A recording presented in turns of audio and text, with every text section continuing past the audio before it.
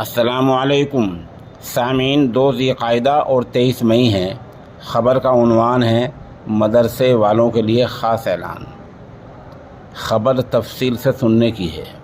UP सरकार के एक वज़ीर ने 24 घंटे पहले उन 4000 मदरसों की मुकम्मल जांच की बात कही है जिनके हिंदुस्तान से बाहर किसी मुल्क से नाजायज़ तरीके से पैसे मिल रहे हैं।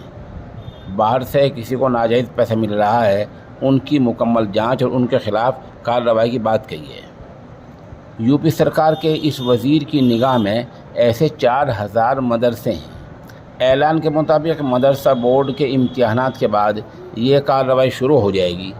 ध्यान रहे कि मदरसा बोर्ड के इम्तिहानात कल बुध के दिन ख़त्म हो जाएंगे। आपको क्या करना चाहिए? आपको याद होगा कि दारुल उलूम देवबंद हमेशा हर मजलिस, हर मीटिंग और हर जलसे में ये बात दोहराता है कि हिसाब में शफाफियत होनी चाहिए। इसका मतलब ये नहीं होता कि मदरसे वाले नऊज़ुबिल्लाह कोई गड़बड़ करते हैं, बल्कि ये मतलब हुआ करता है कि आपके पास पैसा कहाँ से आ रहा है और कहाँ खर्च हो रहा है, इसका पूरा हिसाब रजिस्टरों में लिखा होना चाहिए।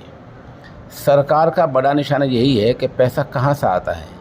सब जानते हैं कि दारुल उलूम देवबंद के 8वें उसूल के मुताबिक हमारे तमाम मदरसे अल्लाह के भरोसे और तवक्कुल पर चल रहे हैं।